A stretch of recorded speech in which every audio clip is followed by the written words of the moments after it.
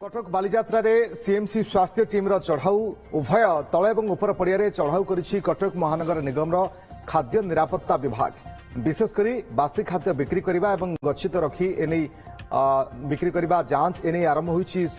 रासायनिक रंग अस्वास्थ्यकर परिवेश और निम्न मानर सामग्री व्यवहार नहीं भी तदारख करा टीम तरफ फूड स्टॉल रे चढ़ाऊ करी बासी खाद्य को नष्ट करिछि स्वास्थ्य टीम। बासी खाद्य रखिथिबारु किछि फूड स्टॉल को फाइन मध्य करा जाइछि। चढ़ाऊ प्रक्रिया सबुदिन चलिबो बोली सीएमसी स्वास्थ्य अधिकारी सत्यव्रत महापात्र सूचना दैछन्ति। बालीजात्रा पड़ियारू अधिक सूचना देउछन्ति आम सीनियर रिपोर्टर देवाशीष महांती। आपण जदि बालीजात्रा बुलिबाकू आसुचंती तेबे हेई जांतु सावधान एवं फूड स्टॉल गुडी आसुचंती एवं जदि खाउचंती तेबे आपण देखंतु जो व्यवसाय माने व्यवसाय करिया को आसुचंती जो फूड स्टॉल गुडी करे केवली खाद्य मिलुची। आपण कैमरा पर्सन आलोक आपण को देखिबे ये फूड स्टॉल ले सीएमसी रो फूड डिपार्टमेंट पकरू एबे चढ़ऊ होईची एवं ये जो क्षीर गुडी को मध्य रहिची आपण डेट देखंतु एक्सपायर हो गई। आम सहित हेल्थ अफिसर अच्छी सर यहाँ कौन एक्चुअली होती जानवा चाहिए देखो ये आप देखो लिखाई यूज बाय 16/11 यूज बिफोर तेणु ऑलरेडी डेट क्रॉस किंतु आम पाइलु एत गुड़ा स्टॉक क्षीर अच्छी जोटा कि करदेवे आउ जो कलर मिसैलु आप देखो मो हाथ में ये देखो आंगुठी कलरटा जो अवस्था एतिकी टिके लगी छाड़ुनी टोटल ये हेपाटोटॉक्सिक कार्सिनोजेनिक माने आपनकर लिवर आउ कैंसर प्रोड्यूसिंग एटा प्री डिस्पोजिंग फैक्टर्स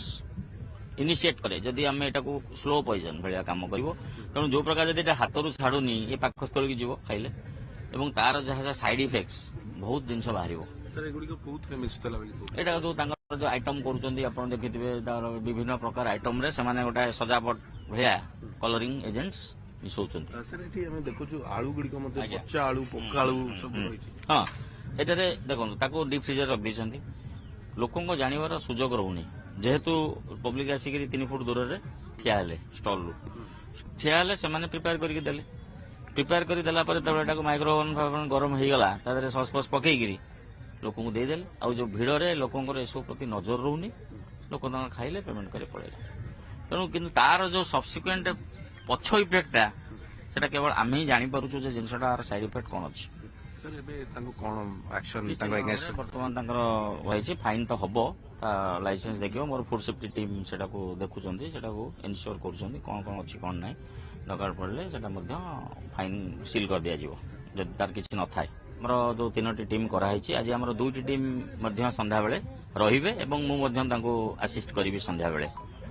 तेणु आमर जेहेतु एते गैदरिंग होची आम सेटा को निश्चित भाव नबु। शुणुले आम सहित हेल्थ अफिसर आलोचना करते मु पुणी थे से खाद्य गुड़ी आपको देखा चाहिए कैमरा पर्सन आलोक को कह देखापी ये देखो कि भाव में पचा और पोका आलू गुड़िक रही गुड़ी को लोक खावाई दि जाऊला। आप देखु